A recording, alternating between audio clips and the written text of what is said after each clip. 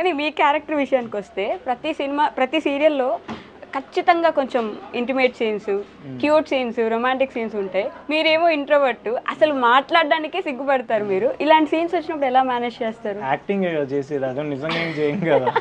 యాక్టింగే, కానీ మీకు ఆ మనిషితో మీ పక్కన ఉండే కో యాక్టర్ తోటి అంత రిలేషన్ ఉండదు కదా. సో అంటే అదే చెప్తున్నా, మనం యాక్ట్ చేయడానికి వచ్చినప్పుడు మనకి రిలేషన్తో సంబంధం ఉంది. వచ్చామా మన పని మనం చేసుకున్నాం వెళ్ళిపోయామా. అది రొమాన్స్ సీన్ అవ్వచ్చు, ఫైట్ సీన్ అవ్వచ్చు, లేకపోతే ఎమోషన్ సీన్ అవ్వచ్చు, లేకపోతే పేరెంట్స్తో ఉన్న బాండింగ్ సీన్స్ అవ్వచ్చు, ఏదైనా సరే కట్టని తర్వాత అలా ఎవరి దారిన వాళ్ళు వెళ్ళిపోతాం. దానికి నవ్వడం ఈజీనే, ఇంకేదైనా కూడా ఈజీనే. ఏడవాల్సి వస్తుంది చూడండి, అలాంటి సీన్స్ ఎలా మేనేజ్ చేస్తారు? బేసిక్గా ఒక్కొక్కసారి ఆటోమేటిక్గా వస్తాయి వాటర్, ఒక్కొక్కసారి రావు. అలా రాని టైంలో ఏదో గ్లిజరిన్ పెట్టడం ఏదో చేస్తాం. రాధాకృష్ణ గారు అంటే సెట్లో ఉండగా at a time 4 serials manage చేస్తున్న డైరెక్టర్స్లో ఇప్పుడు సీరియల్స్లో ఎవరు లేరు, ఓన్లీ రాధాకృష్ణ గారు. అంటే టేక్ కోసం ఫాస్ట్గా చేసేయండి అన్నం కానీ, పరిగెత్తించడం కానీ ఇలా ఏమైనా చేస్తుంటారు?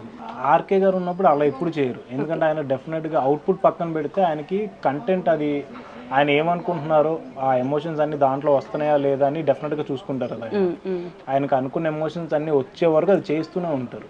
అది ఎంత టైం అని అవ్వనివ్వండి. మెయిన్ థింగ్ ఏంటంటే చాలా మంది యాక్ట్ చేసి చూపించరు, డైరెక్టర్స్ ఎప్పుడైనా చెప్తారు. కానీ ఈయన ఏంటంటే సీన్ టు సీన్ వచ్చి ప్రతి ఆర్టిస్ట్ నువ్వు ఇలా చేయాలరా, లేకపోతే నువ్వు ఇలా చేయాలి, అది అని చెప్పి ఆయన చేసి చూపిస్తారు ఫస్ట్ థింగ్. ఓకే,